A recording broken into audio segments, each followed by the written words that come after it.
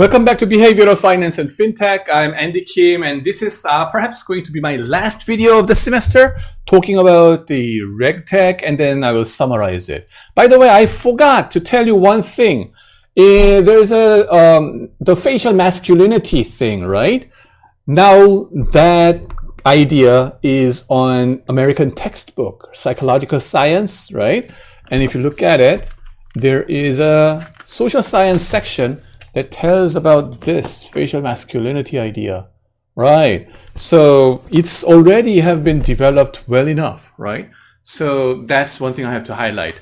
Anyway, so RegTech, it's a combination of the two words, regulation and technology. RegTech, whatever tech means, like using those ICT into your business. Regulation here. InsurTech was about applying those ICT on the insurance business, right? Regulatory, what do you mean by that? Well, financial supervisory. Finance is heavily regulated industry because it has to do with the flow of money into the economics, right? It's about the circulation, like heart and blood vessels of your body. If it gets screwed, heart attack, you die it. So that's why you want to make sure it is well regulated. Things like that. The government wants these banks to be regulated so that they will not do crazy things, excessive risk taking, right? That you saw in 2008 and before, right? You want to prevent that kind of situation.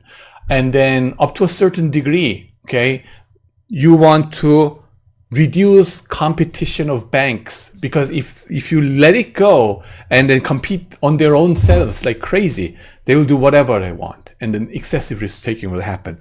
And then you want to get you have to let them, you want to have them let them to do some monopoly business in a certain area, right? In Korea, how many banks do we have? Like 40 different small and big banks are there.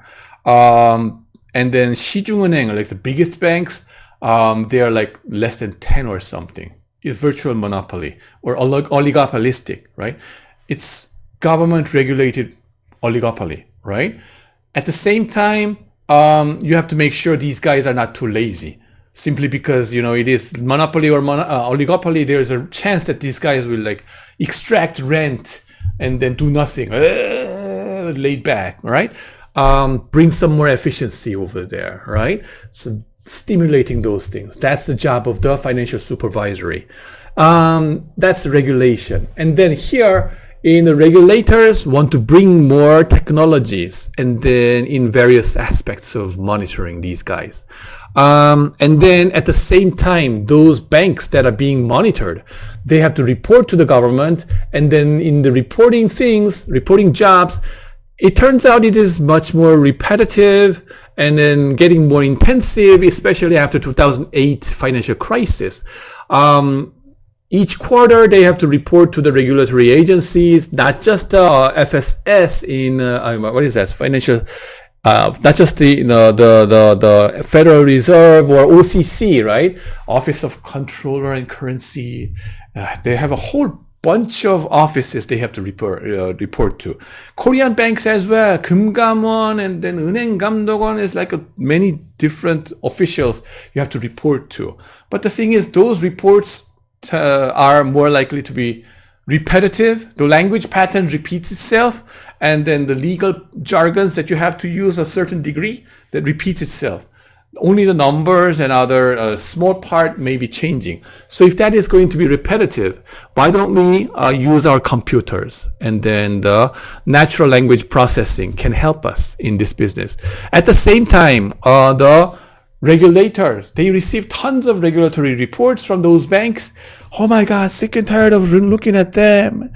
And then they try to use, again, the natural language processing. Regular expressions are there.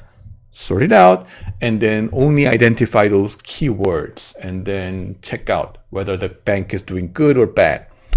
That's the idea of RegTech, okay? So we can virtually finish this class, but let's go down over here, right? 24-hour surveillance, what are you talking about? Well, in Singapore, right? The moment I caught the python in my home, I videotaped it with my digital video recorder, right? Only took 2 minutes to do that. You can find it in my YouTube website, right? And then I uploaded on the YouTube. And then the next day, the officials in the school told me, we watched it. What do you mean watched? I never let you know about it, but just uploaded it to the YouTube. But they said, whatever content that people upload through Singaporean server, we monitor it, 24-hour surveillance. And you uploaded those Python, associating it with, our country, our school. That's no good. So why don't you take it off? I was like, yes, sir. That's the degree of surveillance, right? I'm not a freedom fighter over there, so I just have to, listen to them. That's the degree of monitoring and regulation, 24-hour surveillance, right? That's what's going on. And that's what's coming up, I guess, right? At least in China, they are doing it. In Singapore, it is doing it, right? That's the thing I have to tell you.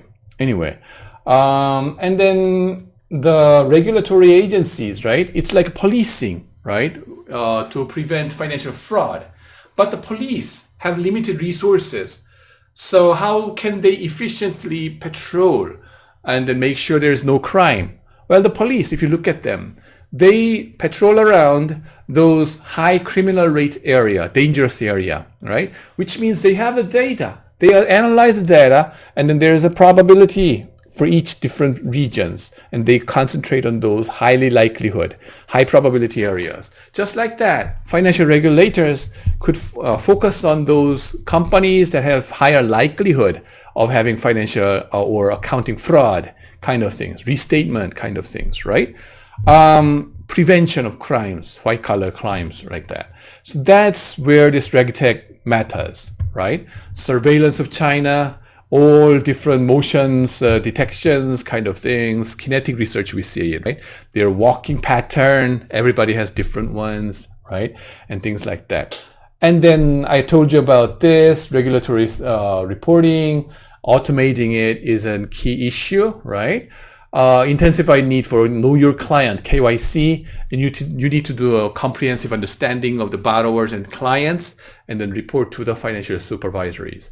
And then the supply side is that they are flooded with these reports and things like that. So that's where the regulatory RegTech matters a lot. And recently I found that many of my students get hired to the banks, especially more for compliance offices because of this increased load of work in compliance job, regulatory business. RegTech matters over there. And then regulators, at one point I must have said to you this, one of the jobs they had to do for other 114 banks was internship job, right? Was getting those information about the borrowers, the CEOs of the companies that borrowed money, right?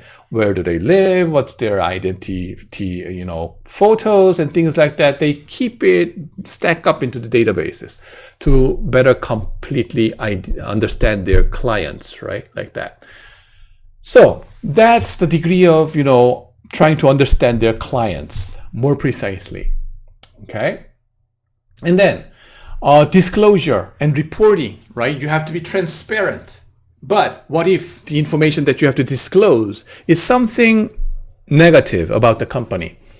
I have to disclose negative information, but I don't want this to be disclosed to the full.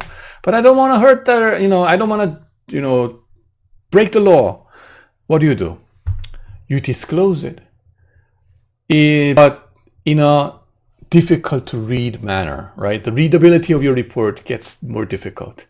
So that you disclosed it, but it's difficult to understand what the hell you're talking about. That's what we call management obfuscation hypothesis. Managers disclose it because of the law, but they try to blur it somehow. Yeah, there's something coming up. Yeah.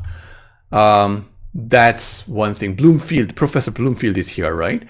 But how do you measure those obfuscation, right?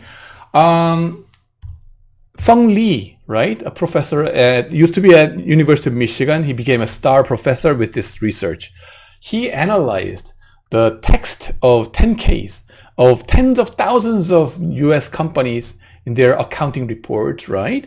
And found out that the firm performance tend to be worse after less readable reports this quarter, right? Obfuscation in this quarter report, next quarter or next year, there's something wrong coming up. Yeah, more likely, all right? And then difficult to read, right? How do you measure this readability? Wait for that a little. And then firms, risk increases after they use more risk words in the reports, okay? 방구가 잦으면 똥을 싼다. It's like Korean words, right? If you say something about pooping or farting, you're more likely to have poops later on. Anyway, that's a Korean saying. And then there is a reason why you use the word risk, right, in the accounting reports, right? Language is a mirror of the mind. Option traders will love this result, right? Because risk is about the volatility and it increases. And some of you may question, what about Korean setting? Culturally, isn't it different? But human beings, we are the world. We are the same human beings. So management obfuscation hypothesis also works. And the professor Lee Woo-jong, right, in Seoul National University, a good friend of mine, has a paper about this. Korean annual report, readability matters, and then consistent with Feng Li's finding in US setting, right, Korean setting, they also find the same result. The degree of readability, they use FOG index, which is like a word per sentence plus percent of complex words times 0.4. Why do you multiply 0.4? Don't ask me. But the higher number of FOG index means like it's more foggy, more difficult to understand, right? That's what's going on over here. And then using plain English is also important in that sense. Readability, that FOG index is a numerical index. Another measure of plain English is proposed by US SEC. And then SEC's rule recommends those CFOs to use plain English in your writing. And this applies the same to your writing in your essays in whatever setting, especially CFA exam level 3, right? Number one rule of CFA exam, state your conclusion in your first sentence in every paragraph. Boom! So that the graders will have easier time. But other than that, you see this plain English rule over here. Let's look at it one by one, right? Readability improves, okay? If you do it this way. Number one, active voice is much better than passive voice, right? You did it. You read this book. Instead of saying that this book was read by me. What the hell did you say? This book was read by me? Active voice matters. The trouble is that Korean guys and girls, they were heavily educated, brainwashed ever since their childhood, right? 12 years they were brainwashed to use, difficult English so that they have a tendency to use passive voices, even in their Korean languages. 뭐 되어진다, it's like 되어진다. It's like, no way, you did it. Instead of it was being done by you. Active voice, please. Short words instead of long words, okay? Short sentences instead of long sentences. And then first and second persons, address it to you and me. It's a business between you and me. It's really directly coming to your heart. Instead of saying it, she did it, he did it, they did it, it did it. Yeah. And then number 5, use graphs and tables. It shows that you conceptually perfectly understood it. All right? If you don't use it, then it's difficult to understand it. And then it also tells that you didn't understand that concept really well. A picture is worth 1,000 words. That's it. Number 6, less legal words. It's together with this, short words or easier words. Please say it as if you are talking to a children or smart children maybe, right? Or smart college kids of first year or second year, or smart high school kids, right? Just good enough. 7, don't use double negation, right? Just be straight. That's it.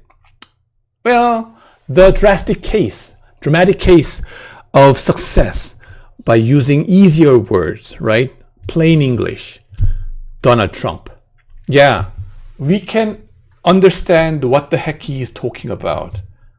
Every foreigners can understand it. Every children can understand it. That's why he got so much popular vote, right?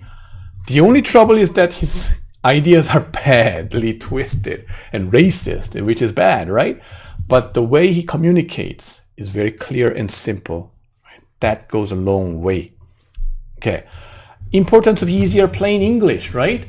Brochet, Naranjo, and Yu. By the way, Professor Yu, Gwen Yu, you see over here, she is the first Korean to be a professor of Harvard Business School ever.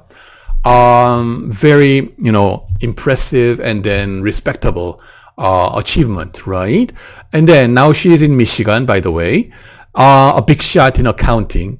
And then they have a paper about this, right? Text analysis of the transcript of quarterly earnings announcement, right? They did it in big data analysis. And then they found out that foreign company CEOs use more difficult English than US CEOs, right? And then the thing is, the more difficult English they use, passive voice and things like that, stupid mistake. The trouble is that investors have a hard time understanding what the heck they are talking about, okay? Those, as a result, the price response in the market is bad, worse, right? So try to use easier English, right? Especially for foreign companies. Don't try to, show off that you know a lot of grammatical things in English. Right? Be Donald Trump in talking English. That's it. Don't be racist. That's it. Yeah, that's that. The next thing is about mutual fund. American Mutual Fund, by the way, prospectus. When they recruit, or how they say, mutual fund is getting launched and you want to attract a lot of money from the investors, right? How much money would you get? Well, the degree of plain English matters over there. Use plain English, and then investors will better understand your fund, and then they will put your money more. I told you about Jim Rogers' idea. Don't invest in what you don't know. Rule number 2. Make it understandable with plain English. That's it. Don't try to show off your grammatical knowledge. It's not that place, right? Yeah, by the way, 황병현 교수님 and then 김혜강 교수님, they are Korean American or Korean German, right? And then Korean guy, he used to be in GSB SKKU, and then he moved to South Carolina, University of South Carolina. Yeah, a great guy is over there. KYC, know your client and industry is the next issue over there, right? One interesting thing about the industry understanding is how would you capture the industry your client belongs to, right? You're the bank and you're trying to assess this headphone making company, right? Well, the headphone making company, the competitors, who are they, right? You want to identify those competitors and then compare this guy versus the competitors, relatively how well this guy is doing. That's the idea. But how would you capture those industry competitors? The trouble is it's more dynamic. Toyota once said that our competitor is Google. Why? Isn't it Hyundai Motors and Honda Motor in Japan, and then Volkswagen or Rolls-Royce kind of guys? And they say no. Why? Because the future of mobility, right, is about the data. Because, autonomous driving and all these kind of things should be realized. And that really depends on the human behavior of riding on the bus or transportation behavior and then things like that. That really requires a lot of data, okay? And then as it turns out, the big data company, Google is there for you. Oh, so Toyota has to compete in terms of data management, and then the future of driving and the services, mobility services. Good. Now, afterwards, Hyundai Motors followed the suit, and then you see LG Electronics over here. By the way, this picture of Toyota is something I took in the CES 2020 last year. Yeah. And then, so in that, industry classification becomes an issue over there, right? Peer group definition is important in many situations, like performance evaluation, and how reliable is that classification? And then in the US setting, you have standard industry classification code, 4-digit, and then NAICS code, North America Industrial Classification Code, the standard. And then in Korean setting, you have FN Guide code or whatever industry code, right? That classifies, oh, this is semiconductor manufacturing, the equipment companies, right? And then this is biotech companies, and then things like that.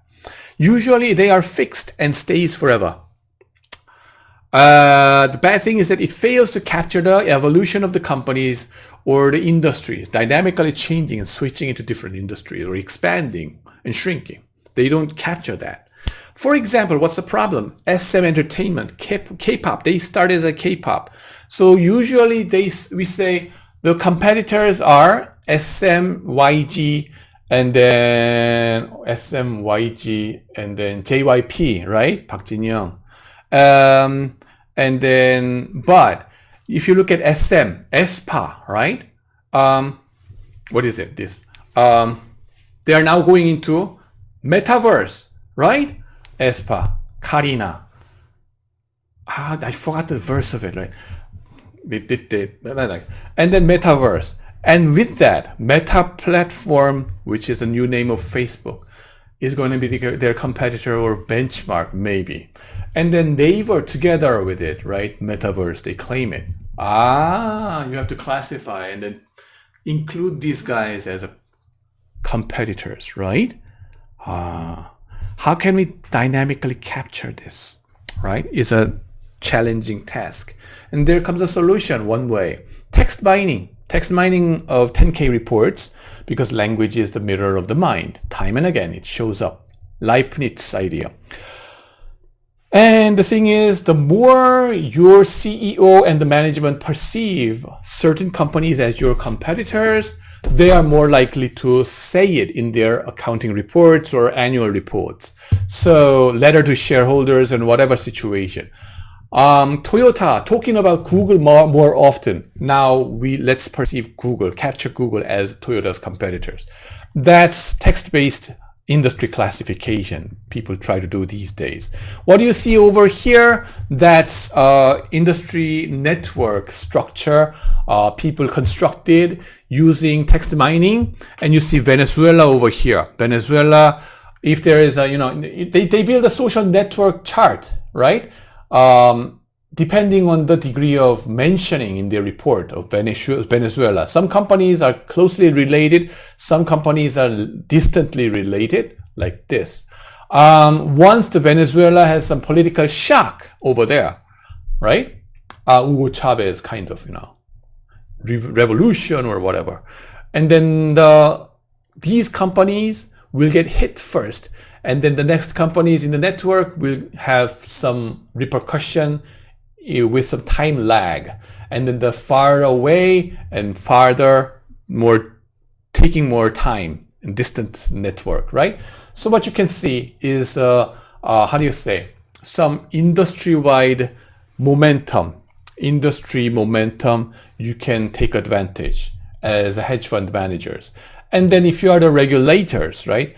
With this kind of network structure, you could have better capture your banks, how they got exposed to this kind of shocks, right? That's one way of doing it. And then in Korean data, Professor Hyung-Gu Kang in Hanyang University has been pioneering in this way. And then using text mining techniques, and then he has been diligently working on this. Also, in our school, we have Kim Dae-jin 교수님, right? Newly joined us in FinTech program, proudly present, right? They are the best guys in Korea in doing this, right? So that's that. And I say this is the age of alternative data, right? All this kind of satellite images and then the network using text analysis kind of things. So the limitation is only your imagination. Okay, final words for the semester. Until now, thanks for watching and then taking my course. I hope you enjoyed it so far. I enjoyed it too much, right? Talking to you. Anyway, here's my message, right? Rothschild, this is the logo emblem of Rothschild banking dynasty, right? In 19th century, this was the coordinator behind the curtain of European concert, right? Metternich. If you were prepared for, if you have been interested in the diplomatic history, right? Diplomacy or 외무고시 kind of things. European concert and Metternich and the Napoleonic War has been a very big issue, I guess, right? Who was behind? What was the financier behind this Rothschild family, right? But why did Rothschild shrink down 60 years ago, right? Is an interesting question. It used to be the biggest bank in the whole world 200 years ago, thanks to their fintech of pigeon flying and then their courier services on their own, right? But the thing is, these guys refused to upgrade their fintech, right? Always you have to be aware of the state-of-the-art ICT in your generation. They were complacent too much with their fintech of the past. Pigeon flying and then writing handwritten letters and then stamping it and sending it using their courier services. They did not use typewriters, telex, or telegrams, whereas their competitors were using it, instantaneously getting the information. They were lagging behind in terms of information, which means they lost a lot of money, lost good deals, many ways. So, so this tells us a lot about why you have to be adapting into fintech a lot of times, right? Be aware of the technologies. Don't overbuy it, don't oversell it, but have some precise idea of what's going on. What's the root of the technology? What's the pros and cons of it? Have some comprehensive understanding about it. I hope my class was helpful in that respect. And then another problem with them was they had a closed small pool of talents for fear of fraud. What do you mean? Bank CEOs or bank talents, bankers, right? Where would you recruit those talents? They were so much afraid that they would lose money by fraud or somebody deceiving, right? So that ultimately they said, oh, it's the blood relation that I can trust. Relatives and then close relatives, right? That shrank down the talent pool too much. The thing is, you never know where the opportunity would come. You never know where the best talents would come from. So reducing your talent pool to a certain group of universities like Ivy League or something, Oxbridge kind of things, will shrink down your talent pool too much. You never know where the greatest talent will come from. So when you manage your banks, be open. 탕평책 in Korean terminology. Hire from wide pool, bigger pool. Otherwise you will suffer from lack of new ideas, lack of aggressiveness, right? So much complacent. Oh, we are noble people. It's like, come on. They were so much complacent with what they had, what they got from their ancestors, and they failed to expand into the United States, the biggest growing market at that time, 19th century. Rumor has it that they are still at the center of all the world conspiracy. If you Google search conspiracy theory, and then eventually you will find out some network going into like Jewish bankers, and the heart or the centerpiece belongs to Rothschild family and things like that. But I tell you time and again, those are Nazi propaganda.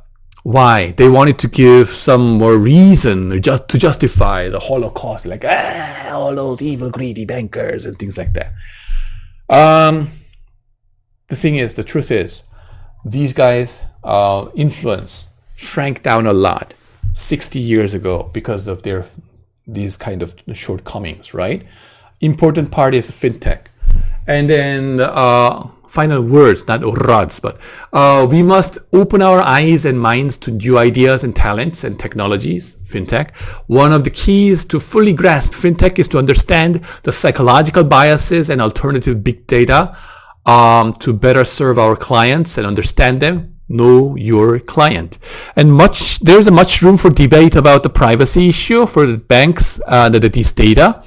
To what extent we could utilize those data versus not is a big issue. I recognize that part. If we had some offline classes, then we could have more lively debate about it. Some of you already emailed me about this issue as well. We have to be careful indeed, right? The privacy issue, but up to a certain degree, there is a room that we can utilize it, right? With proven research reports, research in the academia as well are there. And then most importantly, what we need is the open mind and culture to allow for new ideas and instead of blindly following AI marketing, right? Remember, overselling those technologies results in bubbles and crash. Don't be that guy, right? So we have to be critically understanding all these things. So having said that, thank you so much for taking my course. And then I hope you enjoyed it. And then next week, we are going to have a guest speaker. And I hope you enjoy that guest speech as well.